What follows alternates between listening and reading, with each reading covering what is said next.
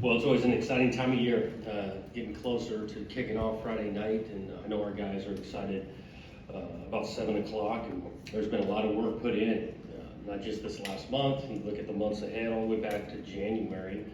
Really proud of these guys for the work they put in. We got a few more days to take advantage of. We just walked off the practice field today, but guys are looking forward to playing in front of a packed house, and the fans and the students, welcoming them back to campus here. Started today, and so it's something that we've been working really hard and getting there. I was pleased with how kind of fall camp went. I thought there was some competition in it throughout. These guys have been working against each other, and now I know they're excited to get someone else on the other side of the line of scrimmage. That team that's coming in, Coach Herman, got a bunch of respect for him. He's done it at a high level, multiple places. He's in year 2 at Florida Atlantic. I know they'll bringing in a challenge for us that we're going to have to be ready for. Also proud of kind of the captains we announced the other day. Those 5 guys I think will represent us well. They've been a huge part of it as we're trying to build this culture and doing it together. Those 5 guys that stood out with a vote that was from their teammates, and 5 guys that we're proud of with Mav, Tanner, Jordan, Aiden, and Nate. So with that, again, I want to echo, looking forward to Friday night. Obviously my first experience, but counting on a crowd and fans and students that can really help us throughout the game. With that, I'll take some questions. Jonathan, I wanted to expound on that. This is your first experience here on a game week. Students came in late last week. You can feel the buzz. I saw you at the band thing the other day, and you said you watch them outside your window. What does the buzz feel like now that students are here? Can you feel it? You definitely can feel it. Definitely a little bit more traffic. It's a little bit slower getting around, and there's so many more cars, and it's fun. That's what college athletics, college football, but college life in general. When you get back to school and see some familiar faces and just the energy on the sidewalks, people going to classes, the event with the band and their energy, and they have been working. I mean, early morning till late night outside my office, and counting on them to help us out in this game. Coach, you mentioned going back as far as January. I'm just curious, with just a few days left until kickoff, is there still a sense of urgency to get some things done, or is it like, hey, we're at this point where we got to get ready to just play? Oh yeah, well, there's still, the hay's not in the barn. There's a sense of urgency. You think about games, first games, right? The mechanics, call it substitutions, communication. We got some new pieces this year in college football with the tablets and the communication through the helmet, and so we're just always looking at that. I do feel like our work has gotten us to a good point that, yes, we got to go out and play, and then we got to learn kind of where we're at. This thing's not a game of perfect, but we want to be prepared and put them through as many situations that we think could arise on a Friday night. You talk so much about your team, obviously that is your priority, but from a personal standpoint, how are you feeling finally getting to game 1? Just from when you were announced to getting your family acclimated, yourself acclimated, are you feeling more excited or nervous? Yeah, I think I'm definitely excited. I can have moments where my mind starts turning and you start going, did we cover this? Are we ready for that on the football side? But again, you got to get to Friday night and let it rip. On the personal side, I feel like each month the transition, we've gotten more and more comfortable. Again, I go back, I've been saying a lot, but feeling welcoming. With the kids in school, getting adjusted, making some friends, playing sports, the neighborhood we're in, all of that has been great. Jonathan, when you mentioned about the competition, how many spots do you feel right now solid with the 22 starters? And you'd mentioned previously about Montori. Are there any injuries that going in that might be an issue? We do not have one that'll be issued season ending. We've got a few guys that, but there's some bumps and bruises through the week. We're hopeful that we'll be pretty healthy come Friday. It's been competitive. We talk about 22 starters, which we'll throw 22 guys out there, but I feel good that we're going to play multiple guys at some positions. Think about the defensive line. We're going to rotate through that. We've got guys that we feel 5-6 guys could rotate in the interior of the D line. Linebackers, same way. Well, yeah, 2 guys will start that, but you'll see more than just 2 in playing in the game. Receiver-wise, we will play more than 2 or 3 guys. Even in the tight end spot, with Velling, Parachek coming along here. Mola's had a great camp. Mike, you're going to see multiple guys there. I mean, shoot, you might even see more than just 5 throughout the game at O-line of a spot or 2 with what that's competition's gone. So, yeah, we're getting close to feeling like, yeah, these are the 22 to start the game, but it might be the second series in the first quarter. You can see some other guys. Jonathan, I was wondering, is there anything you're most curious to see how it plays out on Friday night, like the biggest uncertainty, whatever the case may be, and just going forward in live action? Yeah, definitely, game, live action, the mechanics of that. Talk about the communication and the personnel. We need to settle in and be great on that. Curious to find out the response from this team. And I talked about, I think, being, it's 14-0. Whether you're up or down, kind of how we respond and do that. I want to be a team that finishes games and plays well in the fourth quarter. And so this will be our first opportunity in live action to kind of see that. Jonathan, obviously Tommy has a lot more experience than Aiden did last year, but would you ever consider putting him in for a designated series to see what he could do? Currently, we haven't. We got a ton of confidence in Tommy, but we have not had that thought or conversation to have a set series for him. We do feel confident if he gets in this game, he can operate. When it comes, this is going to be obviously Aiden Chow's first time ever starting at the college level, and he's mentioned that he's just excited for the learning process of this season. How, as a coach, how do you feel that he's ready for this moment? And how do you plan to just kind of manage his confidence, when he does face adversity inevitably at some point? Yeah, we talk about it. I think he's definitely ready for this. He's a competitive player, and true competitors understand it's not going to go perfect every snap, and things are going to take place. There's going to be some really good plays too, but there's nothing like experience. And the guy's been out on the field playing big time football before, just hasn't been on the first snap, and so we'll be there for him to get him adjusted. And we're confident that in his preparation, in his instincts, and how competitive he is, that he'll give us a chance to score some points. Coach, obviously with the 12-team playoff, that means more opportunity for the team. Teams can get in with 2, 3, maybe even 4 losses.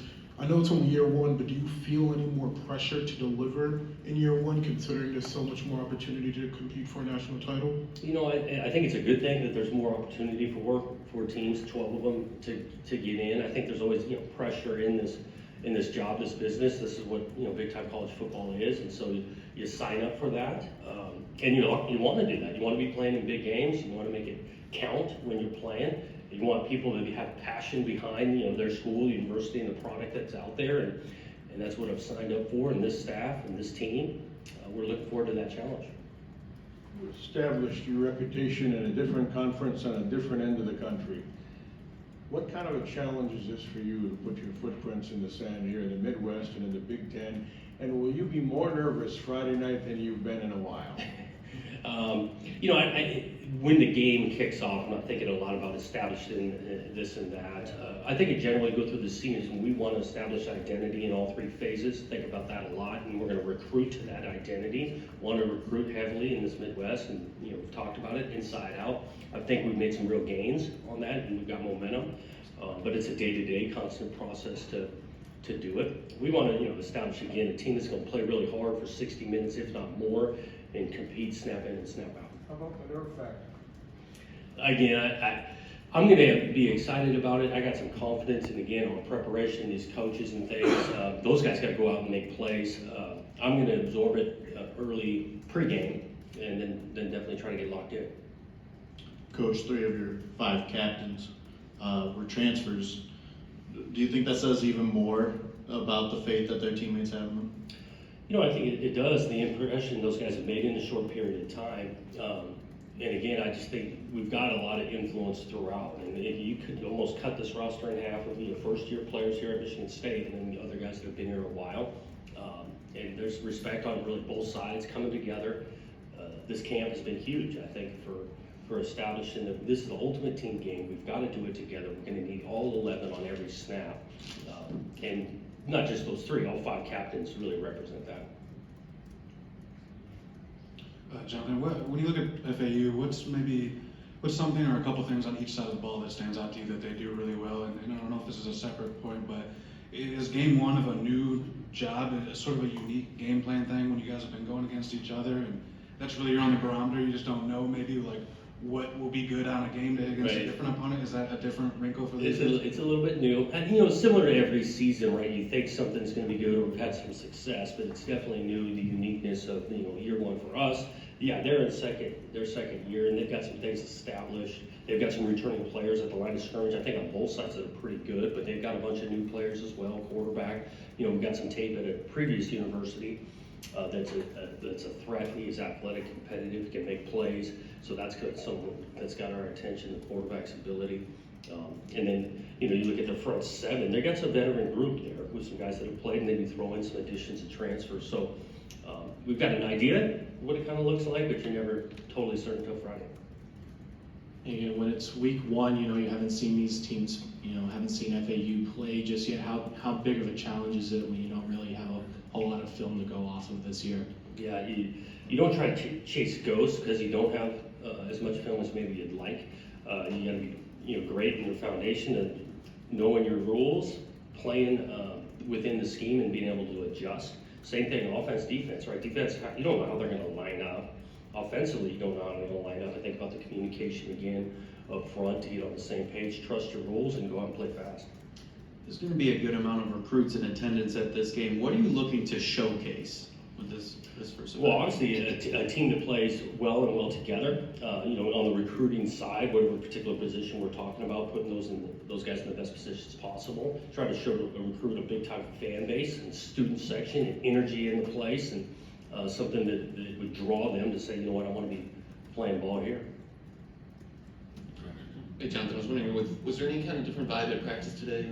Just being that it's now game week, and what's the sense you get from the guys that were here last year, and maybe the fan base as far as what they're looking for this season with all the build up and coming off a couple of years they probably like to forget? Yeah, I think it's just on the practice end. These guys know it's coming, and we recreated a little bit last week what a game week practice plan would be like, and so now we're doing it for the second time. The attention, the focus is there. We're repeating some calls because this plan has been kind of solidified for a while. I think the energy, the focus, and the excitement as we're getting so much closer, you can feel that at practice. I'm wondering about the other side of you mentioned about the ghosts of not chasing without having to film. What are the benefits maybe for you and your staff and program to not have anything really on display here? Yeah, I think that, there's probably some benefit. Obviously, both our coordinators, O&D, have a background of what that thing looks like. But I think every year, I said it to the team this morning, I think good coaching staffs always are adjusting to the talent that's on the current roster. And so year in and year out, you do some self-scouting and adjust and throw in some new wrinkles, and we're counting on seeing that from them, and then obviously ourselves. With the helmet communication on the defensive side of the ball as time goes on, is it going to be more of a position-based decision or a player-based decision? Yeah, we try to do it inside of the defense, so inside linebacker, and then them be able to make calls for us, so there'll be position, and then one or two guys will be ready to have it. I think about the logistics, special teams wise, right? You got linebackers oftentimes play special teams, so you want to stay away from the two green dots on the field, but linebacker for us inside of the defense. Coach, Friday, when it's a late Friday night when we're sitting here with you, no matter what the scoreboard reads, for the fan base, for your team, for the media, how much does it being the first game play into that? Yeah, I think you always learn in the first game. I know there's going to be some excitement, and then hopefully this, the game, we're going to compete for like I say, 60 minutes, and looking forward to then improving from game one to game two. However this thing plays out, and that's a constant message you're going to hear, because this is a game of development. The best teams play their best ball at the end of the year, sticking to a process. So game one, we're going to learn a ton, compete for a while, and then go back to work the next day. Coach, not to think too far ahead, but is there more weight on week one knowing that you have a Big Ten game week two? Those things, the schedule is what it is. I don't know if it's adds weight to the first game. We understand that we're right in the Big Ten play in week two, but our entire focus has been on this first one. And I know this first one's going to be really important to kind of learn a ton about where we're at, what we got to clean up, because we're going to, be in league play 7 days later. You had mentioned right over here.